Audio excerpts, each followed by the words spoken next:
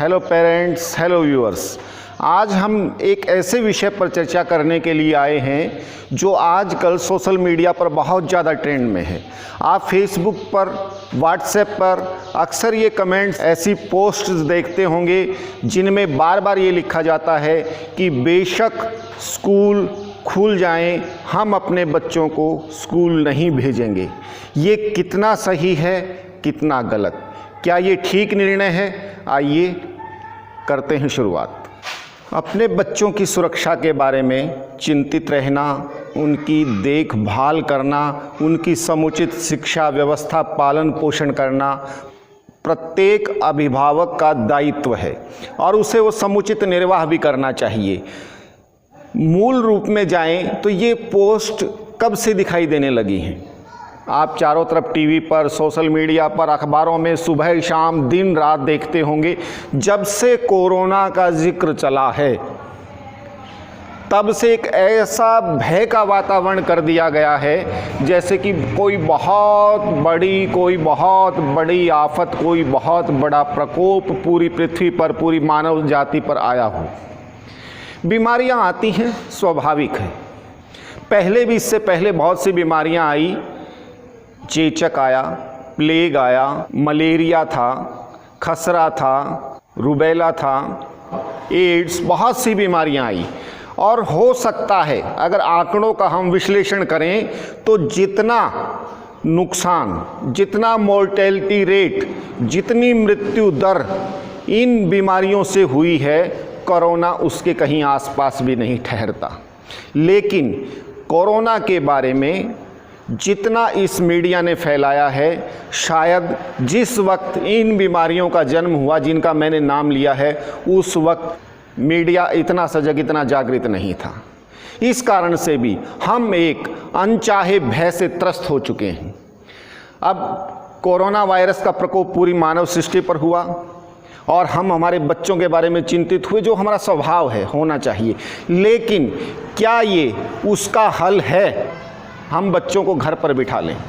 Dear parents, आज globalisation का दौर है और इस ग्लोबलाइजेशन के दौर में पूरी धरती हमारी एक गांव के रूप में परिवर्तित हो गई है।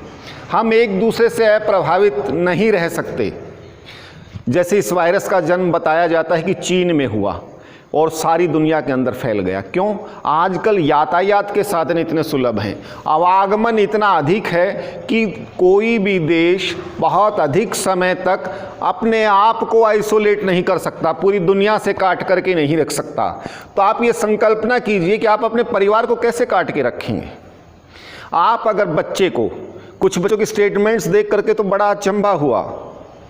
आई वॉज शॉक्ड, सरप्राइज्ड कि जब तक कोरोना खत्म नहीं हो जाता तब तक वह अपने बच्चों को स्कूल नहीं भेजेंगे। क्या भीष्म प्रतिज्ञा है! आप ये सोचिए, उन्होंने कह दिया कि कोरोना जब तक खत्म नहीं हो जाता। क्या वो आश्वस्त हैं कि कोरोना की समाप्ति 1 महीने में, 2 महीने में, 6 महीने में, साल भर में हो जाएगी? इबोला वायरस दशकों गुजर चुके हैं, आज तक उसका वैक्सीन, उसका उपचार हम नहीं ढूंढ पाए।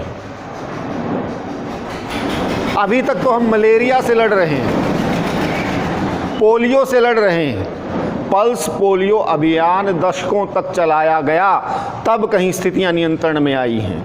और ये तो केवल कुछ ही महीने पुराना वायरस है और हम ऐसे दृढ़ प्रतिज्ञ संकल्प लेकर के एक भीष्म प्रतिज्ञा करके बैठ जाएं कि हम हमारे बच्चों को स्कूल भेजेंगे ही नहीं।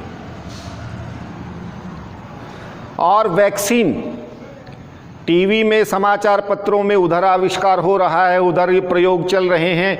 ये हेडलाइंस देख करके ये अनुमान लगा लेना कि आज ये हेडलाइन आई है कि उधर प्रयोग चल रहा है, तो ये अनुमान न लगाएं, ये सोच करके न बैठें आज हेडलाइन प्रयोग चलने की आई है तो 2 दिन बाद वैक्सीन आ जाएगी।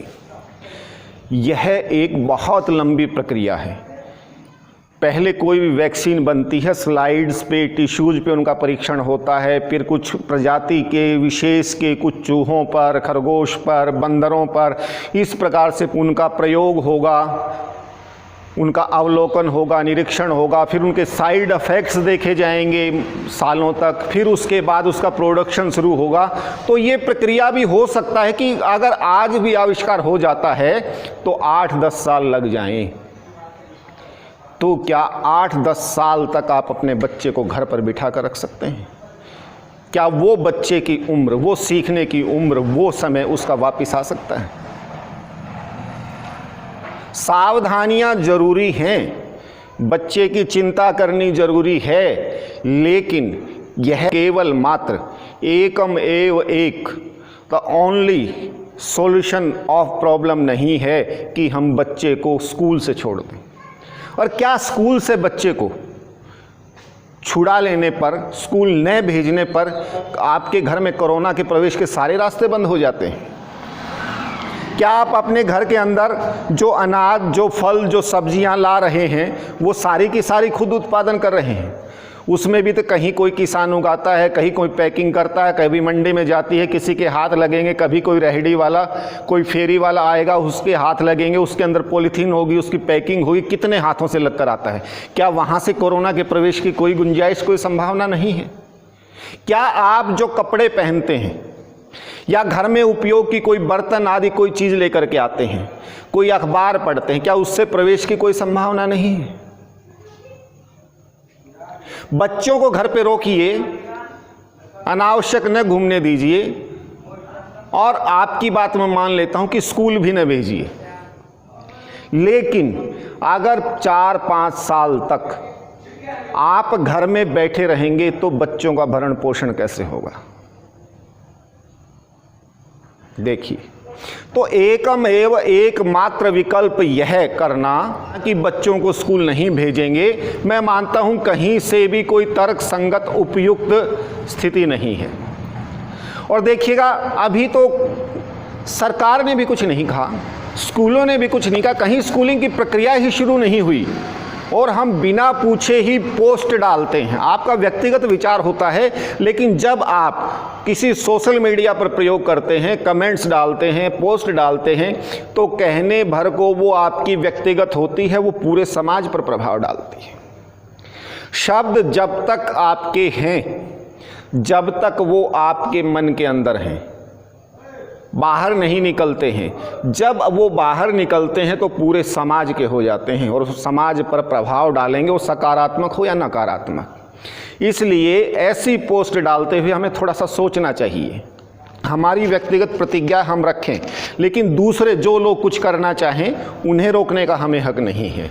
और दूसरा, अभी सरकार ने नहीं कहा, एडमिनिस्ट्रेशन ने नहीं कहा, स्कूल इंस्पेक्टर्स ने नहीं कहा, जिला शिक्षा अधिकारियों ने नहीं कहा, डॉक्टर्स ने नहीं कहा, हमारे उपायुक्त, जिला उपायुक्त, सिटी मजिस्ट्रेट, किसी ने नहीं कहा कि स्कूल चलाइए, बच्चों को इकट्ठा करिए और हम अपनी व्यक्तिगत राय देने लगे। इसका अभिप्राय क्या हुआ? हमें हमारे स्कूल के टीचर्स पर, गुरुजनों पर विश्वास नहीं है। उसकी मान लिया, चलो मत कीजिए, हो सकता है फीस के लोभ में वो करें या किसी कारण से करें, अपनी नौकरी बचाने के लिए करें। हमें हमारे जिला प्रशासकों पर विश्वास नहीं है क्योंकि उन्होंने स्कूल लगाने को कहा ही नहीं। हम बहुत जल्दबाजी कर रहे हैं स्टेटमेंट्स देने में। हमारे पास स्कूल पूरे ज़िले के, पूरे नगर के, पूरे गांव के, पूरे प्रांत के, पूरे देश के स्वास्थ्य की देखरेख के लिए, परिवेश के लिए, जांचने के लिए, उपयुक्तता देखने के लिए पूरा एक प्रशासनिक अमला है, दल बल है। वहाँ विशेषज्ञ हैं प्रत्येक स्थिति के, सामाजिक स्थितियों के, चिकित्सा के, बीमारियों के, प्रशासन के, अर्थव्यवस्थाओं के, और शिक्षा व्यवस्था भी उसी में शामिल है। हमें किसी तो विशेषज्ञ पर विश्वास करना चाहिए। हो सकता है कि मैं केवल स्वास्थ्य का विशेषज्ञ हूँ, हो सकता है कि मैं केवल शिक्षा का विशेषज्ञ हूँ, हो सकता है कि मैं केवल प्रशासन से संबंध रखता हूँ, तो मेरी दक्षता, मेरी निपुणता एक विषय में हो सकती है, एक टॉपिक में हो सकती है, 10, 20, 50 विषयों में नहीं हो सकती। और जब इतने बड़े स्तर पर निर्णय लिए जाएंगे कि स्कूल खोले जाएं या नहीं, तो वहाँ पर प्रत्येक विषय के विशेषज्ञ बैठकर निर्णय लेंगे। तो मेरी उम्मीद है कि आप इस प्रकार की भ्रामक सूचनाओं को पढ़कर, भ्रामक पोस्ट को पढ़कर अपनी मनोदशा को विचलित न करें। आपके बच्चे हमारे बच्चे, अपने बच्चे हैं। हमारे बच्चों में हमारा भविष्य है, हमारे बच्चों में हमारी सुख, समृद्धि, वैभव सब कुछ है। हमारी सबसे बड़ी कमाई हमारे बच्चे हैं और हम चाहेंगे कि प्रत्येक दृष्टि से वो स्वस्थ रहें, समृद्ध रहें और उनका सर्वांगीण विकास हो, मानसिक, बौद्धिक, शारीरिक हर प्रकार का उनका विकास हो। उसी दृष्टि से मिलकर के हम सब प्रयास करेंगे। और एक अपेक्षा है कि अनावश्यक इस प्रकार की पोस्ट पर तूल न दें। अगर किसी की पोस्ट आई है तो उसको फॉरवर्ड न करें और अपने विशेषज्ञों पर विश्वास रखें। अनाहुते प्रविशन्ति पृष्ठो बहुभासते, एक सुभाषितानी है, यानी कि बिना बुलाए कहीं जाना और बिना पूछे कुछ बोलना, ज़्यादा बोलना। तो अभी जब स्कूल खुले ही नहीं हैं और फिर हम ये कहना खुलेंगे तो ऐसे होगा, ये अपृष्टो बहुभाषते, बिना पूछे बोलना, प्रतिक्रिया देना, उस श्रेणी में मैं रखता हूँ।